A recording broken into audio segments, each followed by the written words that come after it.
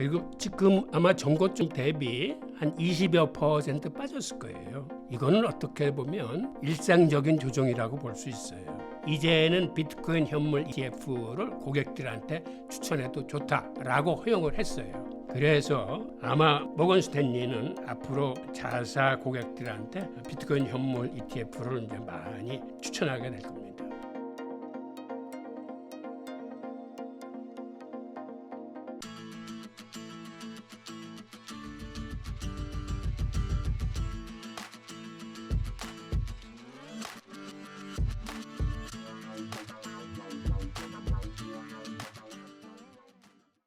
예, 저는 예전에 우리나라 무역투자진흥기관 코트라에서 32년을 근무했습니다. 그 중에서 해외 7개국에서 18년을 생활했습니다. 그래서 그때에 무역업계를 지원하기 위해서는 세계 경제의 흐름이나 상대국 경제도 잘 알아야 되기 때문에 아마 30여 년 동안 계속 세계 경제를 현장에서 지켜봐왔었고, 그 다음에 코트라를 정년퇴직한 이후에는 대학에서 학생들을 가르쳤습니다. 그리고 지금은 대학도 정년퇴직을 하고 이제는 자유롭게 글쓰기와 유튜브 활동을 하고 있습니다. 예. 촬영일 기준 비트코인이 8천만 원까지 떨어졌는데 그 이유를 알 수 있을까요? 비트코인이 조정을 받고 있는데 저는 이거를 가격 조정이 아닌 시간 조정으로 보고 있습니다. 그 이유는 지난해 9월서부터 올해 3월까지 7달 동안 비트코인이 연속 상승을 했어요. 그러니까 그때 우리 돈으로 치면은 한 3,400만 원대에서 1억 500만 원까지 300% 이상 올랐습니다. 그러니까 가격이 엄청나게 단기간에 이제 오른 거죠. 그러다 보니까 지금은 그 이격을 줄이기 위해서 조정을 받고 있는데, 다행히 이거를 가격 조정은 아니고 저는 시간 조정으로 보고 있습니다. 그리고 지금 아마 전고점 대비 한 20여% 빠졌을 거예요. 이거는 어떻게 보면 일상적인 조정이라고 볼 수 있어요. 그리고 지금 이 그래프를 보시면 이게 비트코인의 주봉인데, 그 지난 7개월 동안 이렇게 급격하게 올랐던 게 가격 조정 대신 시간 조정을 받으면서 지금 거시경제 흐름이 불확실성이 계속되다 보니까 이렇게 옆으로 횡보하는 모습을 보이고 있습니다. 8월 5일 비트코인 폭락이 있었는데 오히려 기관들은 비트코인을 대량 매수했습니다. 비트코인에 긍정적이라고 볼 수 있을까요?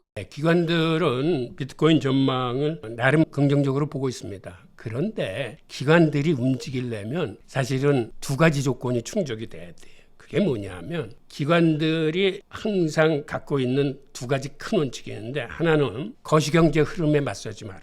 두 번째는 미국 정부의 뜻에 맞서지 마라. 라는 게 기관들의 아주 철칙이에요. 그래서 기관들이 본격적으로 비트코인 시장에 뛰어들려면 사실은 이 두 가지 조건이 충족이 돼야 됩니다. 그러니까 지금같이 거시경제 흐름이 지금 불확실성이 있어서 어느 한 방향으로 정리되지 못했거든요. 그런데 앞으로 이게 우호적으로 방향이 정립이 된다면, 그 다음에 또 하나는 미국 정부의 뜻에 맞서지 말라는 거는, 여태까지는 미국 정부가 사실은 규제 일변도였었는데 다음 정권에서는 지금과 같은 정권의 방향과는 다른 방향, 즉 한마디로 친암호화폐 정권이 탄생할 가능성이 커졌기 때문에 두 가지가 충족이 되면 기관들이 본격적으로 아마 암호화폐 투자를 할 겁니다. 사실 비트코인이 ETF에 노출됐다는 건 어떤 의미를 갖고 있냐면, 그간 기관 투자자들은 비트코인에 투자를 하고 싶어도 투자를 하지 못했습니다. 가장 중요한 이유는 첫째는 세금 문제, 두 번째는 회계 문제, 세 번째는 수탁 문제 등이 있었는데, 이를 일거에 해결해 준 게 비트코인 현물 ETF예요. 그래서 지난 1사분기에 1억 달러 이상의 자금을 운영하는 기관 투자자들은 미국 증권거래위원회에 그들의 포트폴리오를 매 분기별로 보고하게 돼 있어요. 그래서 1사분기 보고서를 들여다보니까 기관 투자자들 944개 기관이 비트코인 현물에 투자한 걸로 드러났어요. 그런데 1분기 장세가 944개 기관이 투자를 했는데도 불구하고 개인 주도 장세가 80% 이상입니다. 기관들의 수요는 생각보다 그렇게 많지 않았다는 거예요.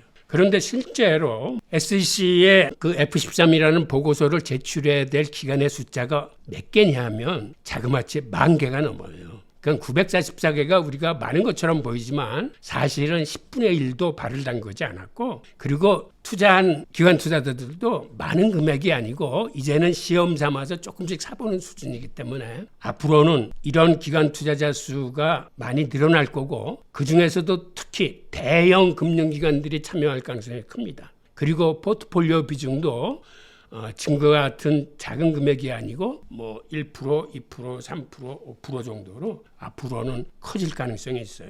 그래서 돈나무 언니가 이런 얘기를 했어요. 2030년경에 자기가 보기에는 비트코인 가격이 150만 달러까지는 오를 것 같다라는 얘기를 했는데, 최근에는 이 금액을 상향 조정했습니다. 자기가 잘못 생각했다, 계산을 잘못했는데 380만 달러까지 오른다라고 수정 발표를 했습니다. 그 이유는 생각보다는 대형 금융기관들이 참여할 가능성이 크고 그들이 포트폴리오를 크게 늘릴 것이다. 한 5%까지는 늘릴 가능성이 있다라고 얘기하면서 그 수치를 가지고 다시 대입을 해보니까 자기가 예전에 계산했던 150만 달러가 아니라 230만 불이 추가돼서 380만 달러가 되더라라고 발표한 바가 있습니다. 국민연금이 460억 상당의 마이크로 스트래티지 주식을 투자했다고 하던데 비트코인에 간접 투자한 걸로 보는 게 맞을까요? 국민연금이 그렇게 마이크로 스트래티지 주식을 산 거는 참 잘한 일이라고 봐요.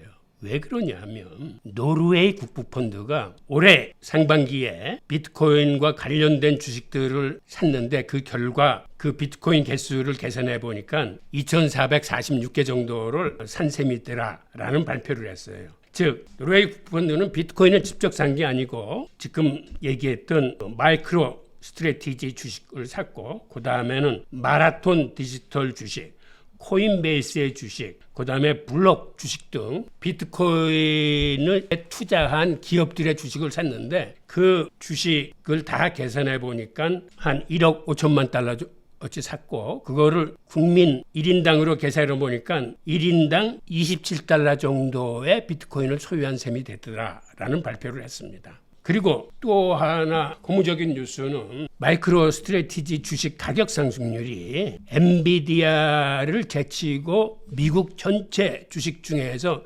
상승률 1위를 달성했어요. 그러니까 이렇게 비트코인을 전략 자산으로 매입한 기업의 주식이 이렇게 급등하는 현상을 보고 앞으로는 많은 기업들이 그들의 전략 자산으로 비트코인을 매입할 가능성이 더 커졌습니다. 그리고 이렇게 상승률이 좋은 주식을 국부펀드나 연기금들은 사지 않을 수 없어요. 그건 앞으로도 마이크로 스트래티지 같은 주식은 계속 이들이 살 겁니다. 왜 그러냐면 그렇게 사는 게 그 펀드의 수익률을 높이는 거기 때문에. 그래서 이러한 현상들이 비트코인한테는 우호적으로 작용할 수 없게 되겠죠.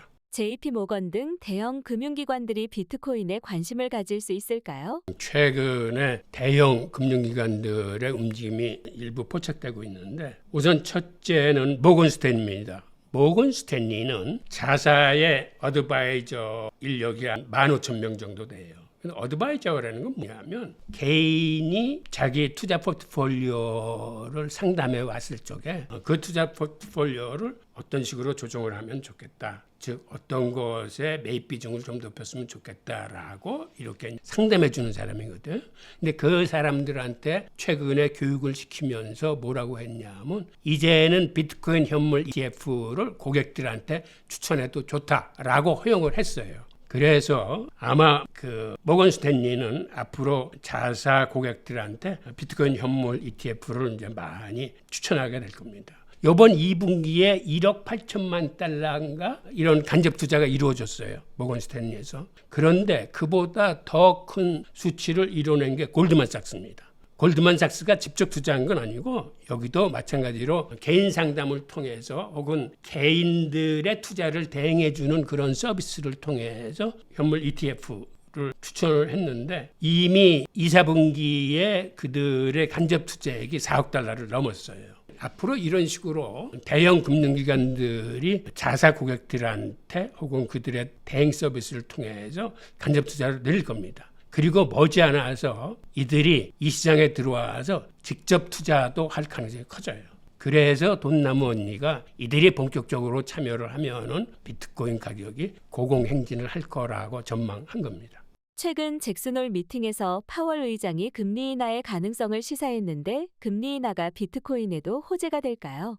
금리 인하를 하면 사실은 모든 자산 시장의 호재입니다. 근데 특히 금하고 비트코인의 더 호재인 이유는 원래 금이나 비트코인은 갖고 있어도 여기는 이자가 붙지 않는 거예요. 그럼에도 불구하고 지금 금값이 사상 최고치를 계속 경신하는 이유는 기존의 달러 등 법정 통화가 너무 많이 풀렸어요. 지난 10여 년 사이에 자그마치 10배 이상의 돈이 풀렸어요. 그러면 사실은 그 대체 자산인 금이나 비트코인은 거기에 비례해서 가격이 올라가야 되는데 그간 금 시장이나 비트코인 시장을 사실은 미국 정부가 많이 억눌렀기 때문에 한마디로 금값의 상승은 달러의 불신을 초래한다고 해서 2009년이나 2020년경에 금 가격이 온수당 2,000달러에 근접했을 적에 금 선물 시장에 엄청난 규제를 가해가지고 가격을 밑으로 눌렀습니다. 그런데 앞으로는 이게 미국 뜻대로 그렇게 쉽지 않을 거예요. 왜 그러냐면 지금 금시장 같은 경우는 브릭스 국가들, 중국, 인도, 러시아, 투르키예 같은 데의 중앙은행들이 엄청나게 사고 있어요.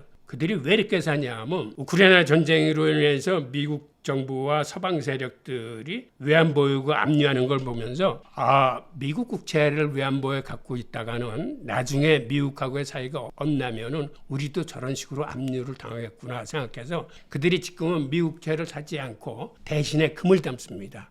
그러니까 그들이 이렇게 금을 맹렬하게 수입하고 있다 보니까 미국 정부가 옛날처럼 함부로 금 가격을 규제를 못해요. 왜 그러냐면 미국 선물 시장의 금 가격을 떨어뜨리면 상하이 금 선물 시장하고 가격차가 발생하는데 이 선물 시장의 금 가격은 만기일이 되면 현물 인도가 원칙이에요. 그럼 오히려 저 세력들한테 금을 싸게 내주는 그런 결과를 가져오기 때문에 옛날처럼 이제는 미국 정부가 심하게 규제를 해서 금 가격의 괴리를 만들어내지 못할 겁니다. 그러다 보니까 지금 금 가격이 2,500달러를 넘어서서 한 3,000달러까지 갈 거다라는 전망들이 우세한데 이렇게 금이나 비트코인 같은 이런 달러에 대한 대체 자산들은 사실은 달러의 그 헛발질에 의한 그런 부메랑 효과라고 이제 그런 것들을 이제 많이 얻는 거죠.